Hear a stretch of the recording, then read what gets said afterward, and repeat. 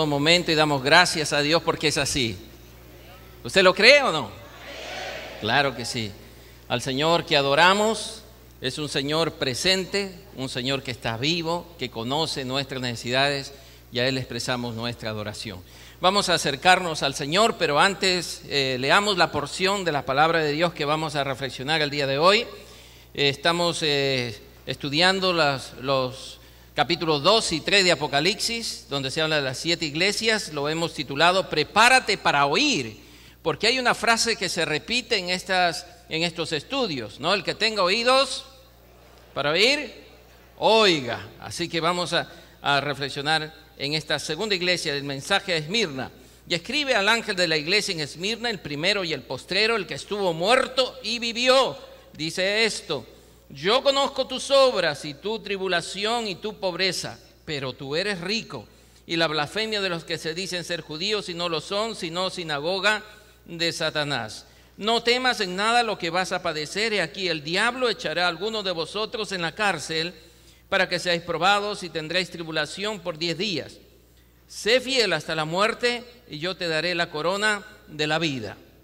El que tiene oído, oiga lo que el Espíritu le dice a las iglesias. El que venciere no sufrirá daño de la segunda muerte. Padre, gracias por darnos un tiempo para reflexionar, para meditar en nuestro corazón sobre lo que tú quieres decirnos a través de este pasaje. Señor, queremos oírte a ti, queremos escuchar tu voz que nos habla a nuestra necesidad y a nuestro corazón. Queremos, Señor, que tu palabra es viva y eficaz y más cortante que toda espada de 2 filos. Señor, creemos que tus pensamientos no son nuestros pensamientos, porque tus pensamientos son más altos que los nuestros. Y rogamos, Señor, que tú nos enseñes a pensar conforme a tu palabra y a tomar decisiones conforme a tu palabra. Gracias, Señor, por el mensaje que dejaste a esta iglesia de Esmirna. Rogamos, Señor, poder escuchar tu voz también a través de lo que le dijiste a esta iglesia. En el bendito nombre de nuestro Señor Jesús. Amén. Amén. Bien, hay otra frase que también se repite en estas iglesias que estamos estudiando. Hay una frase que dice: al que venciere. Si usted lee con detenimiento estas versiones, se va a dar cuenta que habla de al que venciere.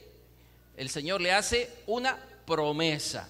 Así que esta iglesia también tiene su promesa, pero también tiene sus exhortaciones. Ahora, ¿cuál es el gran tema que nos habla esta iglesia de Esmirna? Yo creo que el gran tema que nos presenta esta iglesia son las pruebas, las dificultades, las tribulaciones. Imagínese por un momento las grandes tribulaciones que enfrentaba esta iglesia. Posiblemente no son como las nuestras. Nosotros nos atribulamos porque de repente nos enfermamos, porque perdemos el trabajo o de pronto alguna mala noticia nos sorprende de algún familiar querido que ha partido a la eternidad, que posiblemente sean las 3 principales razones por las cuales surgen en nosotros grandes preocupaciones, grandes temores, y lo consideramos una prueba, lo consideramos una dificultad muy grande. Pero esta iglesia, conforme vamos a ver, tenía problemas mucho más serios que los nuestros, pero a pesar de ellos se mantuvieron en los caminos del Señor.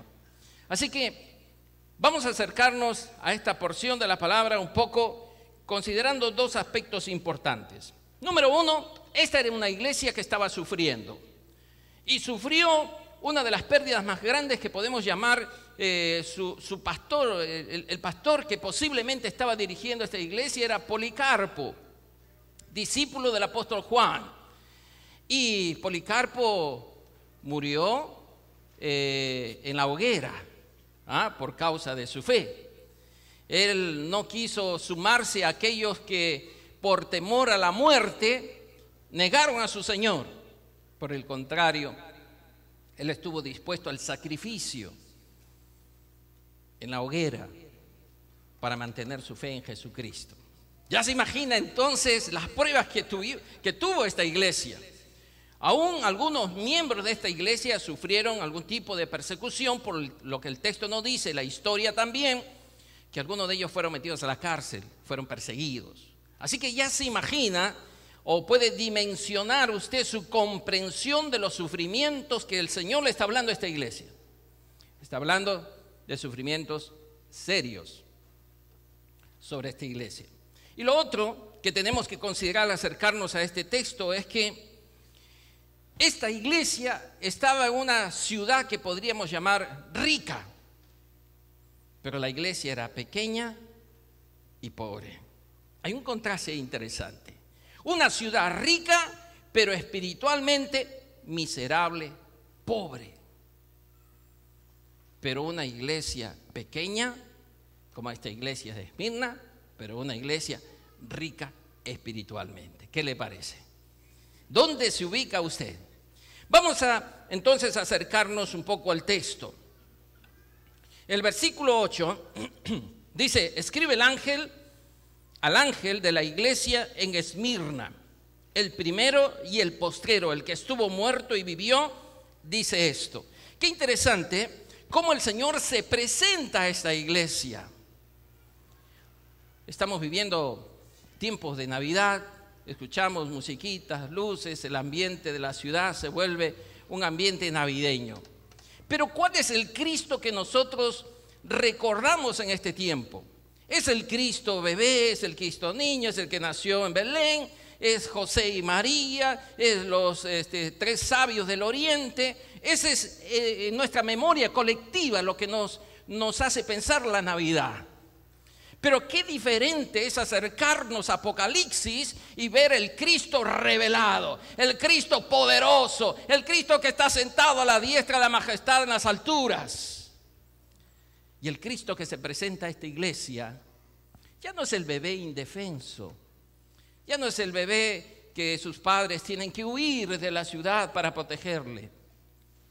Este es el Cristo que dice: yo soy el primero y yo soy el postrero, yo soy el principio y yo soy el fin. Qué tremendo, hermano, qué cambio, qué comprensión para nosotros totalmente diferente de este Jesús. Ahora, qué interesante también el contraste al pensar en la iglesia de Éfeso, la primera iglesia que se compartió la semana pasada. El Cristo que se presenta a esta iglesia es el Cristo que tiene en sus manos las estrellas. Y obviamente hay interpretaciones de las estrellas, pero es un Cristo que puede tener en sus manos con seguridad a su creación, a su iglesia, a sus siervos, a las personas que creen en Él. Depende de la interpretación que quiera tener, pero Él tiene manos poderosas. Es el que se pasea en medio de la iglesia. Por eso decimos nosotros, el pastor de la iglesia es el mismo Señor Jesucristo. ¿Cuánto creen eso? El Señor se mueve por su iglesia. Él hace la obra que quiere con cada uno de nosotros.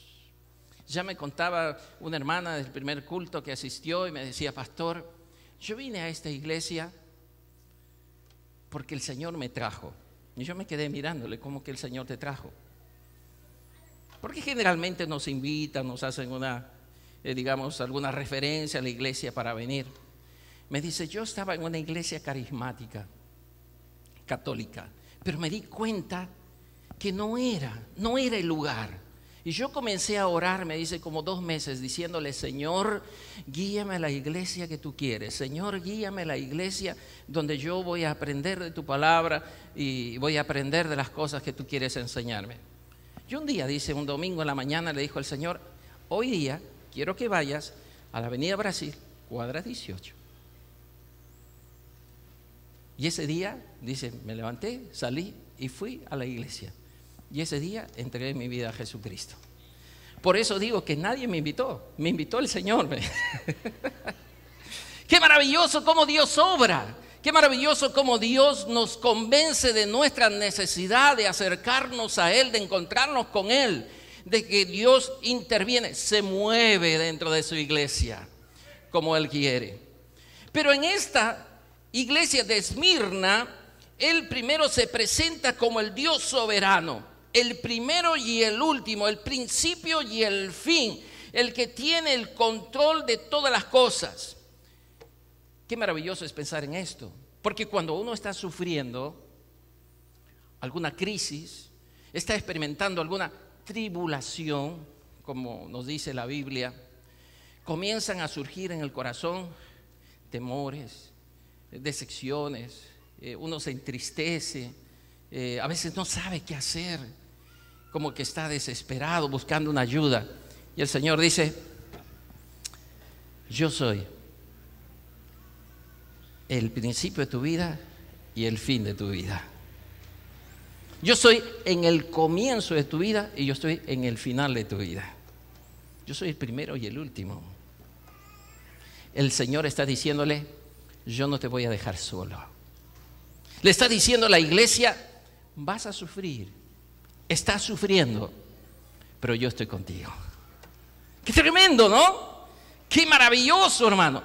Y qué experiencia más hermosa de esta presentación del Señor cuando se presenta como el vencedor de la muerte. Dígame usted, ¿qué experiencia más dolorosa que la muerte? El Señor está diciendo: sí vas a sufrir, sí vas a pasar dificultades, sí tus problemas son grandes, se puede llamar tribulación lo que estás viviendo, pero yo he vencido el dolor más grande, la muerte. La muerte. ¿Quieres confiar en mí? ¿Quieres creer en mí? ¿Quieres poner tus temores, quieres poner tus dificultades en mis manos? Yo soy el que tiene las 7 estrellas. Yo soy el que me paseo en la iglesia. Yo soy el soberano que tiene control sobre todas las cosas y no te voy a dejar. Y yo soy el que ha vencido la muerte porque estoy vivo y vivo para siempre. ¿Quieres creer en este Jesús? ¿Quieres confiar en este Jesús? ¿Por qué no le alabas con todo tu corazón, hermano?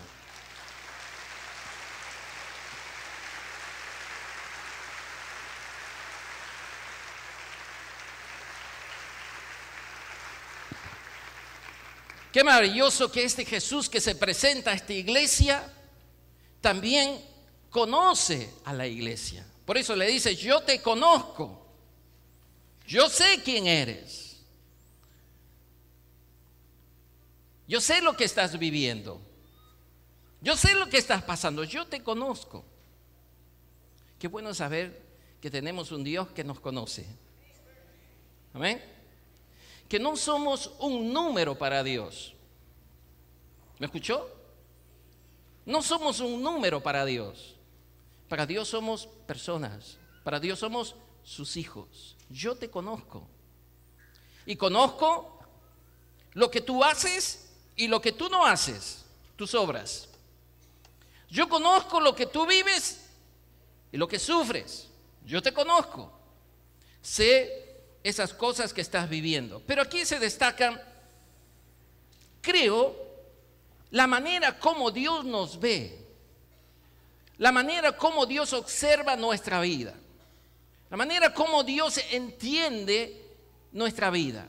Primero habla de las obras, es cierto. Pero aquí creo que hay 2 cosas que se pueden destacar de esta expresión del versículo 9 también. Tu tribulación y tu pobreza. Ahora, qué interesante es que Dios dice: sé que vas a padecer persecución, tribulación, vas a sufrir, pero yo te prometo un premio, un galardón, una recompensa. Número 1. Número 2, Dios le dice a esta iglesia: bueno, yo sé que estás experimentando pobreza, pero pobreza material. Pero quiero que me escuches, iglesia de Esmirna. Yo no te veo pobre porque tú eres rico. Tu pobreza puede ser material, pero tu riqueza es espiritual. Qué contraste tan tremendo al cual el Señor está hablándole a esta iglesia.